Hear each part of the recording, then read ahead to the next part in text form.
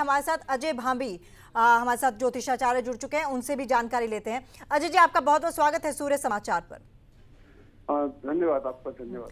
अजय जी, कहा जाता है कि जो हिंदू धर्म है वो कहीं ना कहीं विज्ञान से जुड़ा हुआ है और अब सूर्य ग्रहण है, एक तरह से ट्रांजिशन है और ट्रांजिशन जो है वो मौसम पर भी आएगी।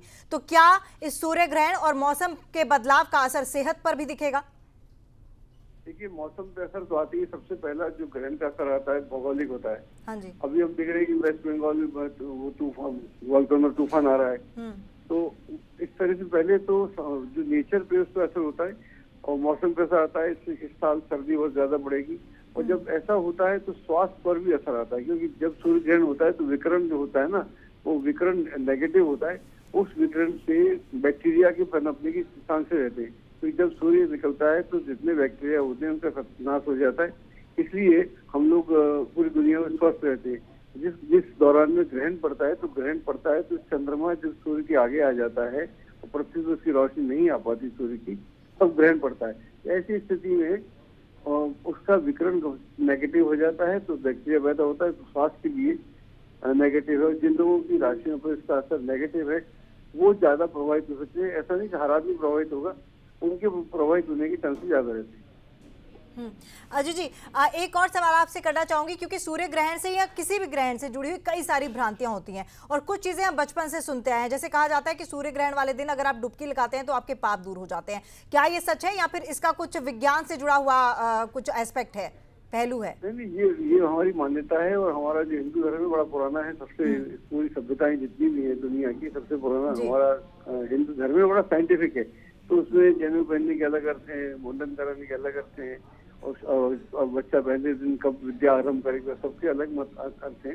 इस तरह जब डुबकी लगाते हैं, डुबकी हम तब लगाते हैं जब हम ग्रहण के दौरान जो आदमी पूजा पाठ ध्यान कर रहा है, मंत्रोच्चार कर रहा है, तो उसके बाद में उसको वहाँ से शुद्धिकरण के लिए करना पड़ता है। उन लोगों के लिए ज्यादा इम्पोर्टेंट जो लोग नदियों के पास रहते हैं। अगर आप नदियों के पास ही रहते तो फिर स्नान करने का उतना महत्व नहीं है, क्योंकि जो ये उन लोगों के लिए ज्यादा पॉसिबल भी है। नदी किनारे रहते हैं तो आप नदी किनारे हैं, वहाँ पर आप साधना कर रहे हैं, मेडिटेशन कर रहे हैं या मंत्रोच्चार कर रहे हैं, तब आपके लिए आसान हो जाता है वहाँ करना। क्योंकि अदरवाइज अब जहाँ नदी वगैरह नहीं है तो घर में संभव हो तो करें, क्योंकि स्नान के बाद आपको दान भी करना पड़ता है। जी, यही मेरा सवाल आपसे, अगला सवाल यही था कि अगर नदी नहीं है या फिर किसी घाट पे आप नहीं जा सकते, क्या घर पर ये पॉसिबल है करना?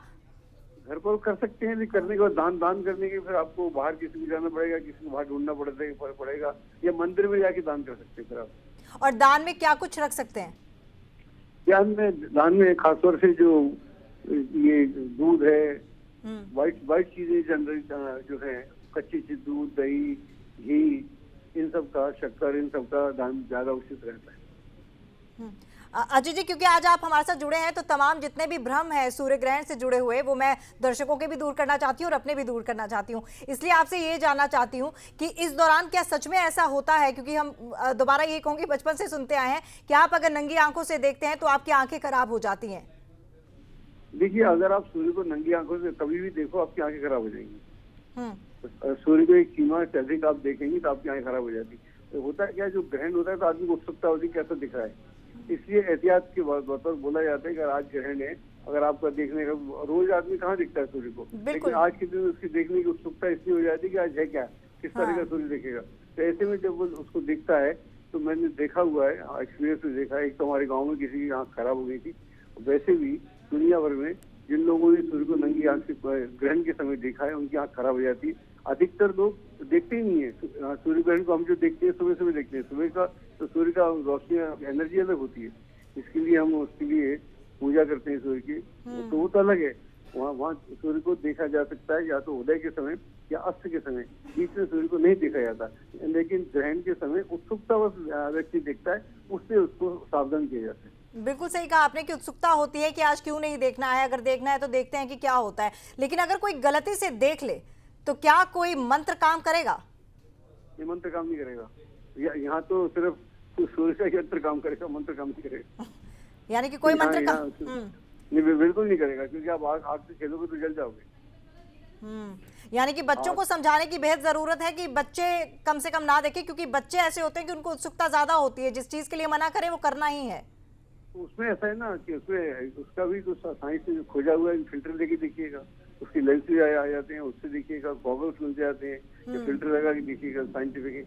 तो बच्चों को दिखाया जाता है, उसमें जितने भी स्कूल अच्छे अच्छे हैं बच्चों को लेके जाते हैं, इवन उसमें जाके प्लेनेटोरियम में जाके दिखाते भी हैं। वहाँ देखने से कुछ नहीं होता, अगर आप उसको लगा के देखो, फिल्टर को लगा के तो कुछ नहीं होता है, गॉगल्स लगा के देखो। तो देखना है, तरीके से देखना पड़ेगा ना, क्योंकि सूर्य की रोशनी में वितरण बहुत अधिक है। ऐसे में अगर आप देखेंगे तो आपकी आंखें खराब हो जाएंगी।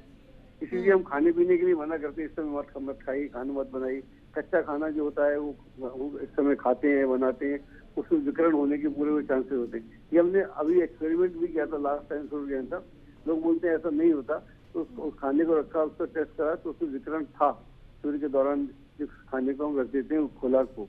तो ये असुविधाएं तो है। इसलिए हिंदू धर्म में और ज्योतिष में खासतौर से बड़ी पुरानी, क्योंकि हम आपने बोला विज्ञान ही है हमारा, तो हम तो ज्योतिष शास्त्र ज्योतिष विज्ञान बोलते हैं। बिल्कुल, यहाँ पर पहले से ही जानकारियां उपलब्ध है, तो जो लोग इनका फायदा उठाते हैं उनको निश्चित लाभ होता है। हाँ अजय जी, और हमारे हिंदू धर्म की खासियत भी यही है कि हर चीज़ को बहुत अच्छे से मानते हैं, और चाहे सूर्य ग्रहण हो, चाहे दिवाली हो, चाहे कोई भी त्योहार हो, उस चीज़ को समझते हैं और उससे जुड़ी हुई तमाम जो धारणाएं हैं उस पर अमल भी करते हैं। एक और सवाल मेरा आपसे ये है, क्योंकि कल दिवाली थी तो लोगों ने दिए जलाए, पूजा की। आज भी कई लोग जो होते हैं वो दिए जलाते हैं, जिस तरह से लाइटनिंग की होती है वो दोबारा की जाती है आज के दिन। तो आज उन लोगों को ये सब चीज़ें करनी चाहिए। मैं पूजा की बात नहीं कर रही, सिर्फ दिए जलाने की बात कर रही हूँ। होता है एक जोग्राफिकल चेंज होता है। यहाँ पर यहाँ से दिवाली के टाइम से, खासतौर से त्रयोदशी के वहाँ से, जिस समय धनवंतरी तेरस होती है, तो वहाँ से एक नए वेदर में हम जाते हैं, सर्दी के वेदर में जाते हैं। स्पेशली नॉर्थ इंडिया में, ये एरिया है पूरे नॉर्थ इंडिया में, यहाँ से ठंड का सीजन शुरू हो जाता है। अलग अलग स्थानों पे अलग अलग प्रकार की ठंड होती है। तो जो सब दिए जलाते हैं या क्रैकर जलाते हैं, अब तो बंद हो गया। तो बेसिकली अवेकनिंग के लिए है कि अब हमको इसमें ध्यान रखना पड़ेगा। पहले जमाने में, अब तो बंद हो गया, गाँव में सुबह सुबह जो महिलाएं होती थी वो अपने घर पे रंगोली अलग तरह की बनाती है। 28 दिन की रंगोली, 28 चंद्रमा होते हैं, नक्षत्र होते 27। तो उसका पूरा विधि विधान था, हर दिन कैसे अपने को उत्साहित किया जाए, कैसे रंग बिरंगे अपने आंगन में ये किया जाए। तो ये पूरी जिस मौसम को हम कैसे झेलें, कैसे उसके साथ आत्मसात हुई, पूरी व्यवस्था थी पूरी। बिल्कुल।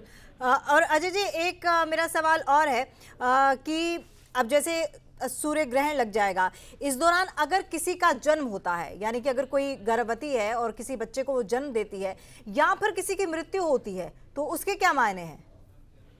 देखिए, मृत्यु में तो कुछ नहीं होता, वो तो उसकी तो यात्रा समाप्त हो गई पृथ्वी के ऊपर।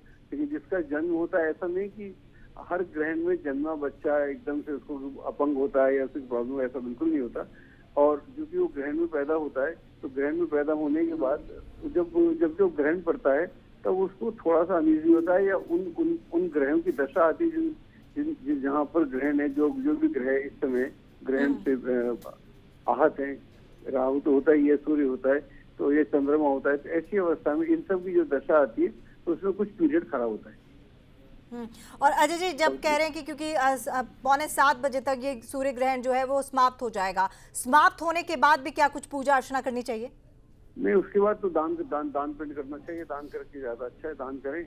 और स्नान करने अच्छा है, जो नदी के पास रहते हैं उनके लिए सुविधाजनक होता है, औरों के लिए इतना सुविधाजनक नहीं होता। तो वहाँ इसलिए क्योंकि हमको बिल्कुल लकीर का फकीर भी नहीं होना चाहिए, अगर वो नहीं है तो नहीं है। और चूंकि पहले हमारे जितने गांव शहर थे नदी के किनारे थे, सबकी भी सुविधा थी, तब ये व्यवस्था बनाई गई। पहले सारे जितने गांव शहर बसते थे नदी किनारे बसते थे, क्योंकि नदी से आधी समस्या आदमी खत्म हो, जल मिल जाता है तो खेती की सुविधा हो जाती है। तो सारी व्यवस्थाएं थी, तो इस तरह का किया गया था। अब हम हमारे शहर तो कहीं बसा लेते हैं, तो हमारे शहर बस जाते हैं और नदी दूर दूर तक नहीं होती, पानी की व्यवस्था होती है। ऐसी स्थिति में वो संभव नहीं हो पाता। तो बाद में उसके बाद तो दान किया जा सकता है, तो दान करके खत्म हो गया तो खत्म हो गया। लेकिन ग्रहण का, किसी भी ग्रहण का असर उसके बाद कई लंबे समय तक रहता है। एक आपको और बात बता दूं चलते चलते कि ये ग्रहण जो पड़ रहा है, इसके बाद में अगला ग्रहण भारत में 2031 में दिखेगा। इसका मतलब ये हुआ कि सारे ग्रहण विदेशों में पड़ेंगे, तो विदेशों में ज्यादा असर इनके देखेंगे, भारत में असर नहीं मिलेगा। इस दौरान भारत की तरक्की होगी। क्योंकि अजय जी, आप हमारे साथ जुड़े हुए हैं, तो हम आपसे ये पूछना चाहेंगे, क्योंकि आप 3 चीजें ऐसे बताइए जो करनी चाहिए, जो बिल्कुल करें, और जो 3 चीजें ऐसी बताइए जो बिल्कुल ना करें। देखिए, पहली चीज तो ये करना चाहिए कि अगर आप मंत्र करें तो बहुत अच्छा है, ध्यान करें तो उससे भी अच्छा है, और नहीं करें तो किसी अच्छे स्थान पर कोने में अपने घर में बैठ के आप करें तो अच्छा रहेगा। देखना बिल्कुल नहीं चाहिए, और इस दौरान अगर आपको बहुत अति आवश्यकता नहीं है तो कुछ खाना पीना भी नहीं चाहिए, खाने पीने की समय ठीक नहीं होता, और नंगी आंखें नहीं रखनी चाहिए। और अगर कोई ट्रैवल कर रहा है इस दौरान?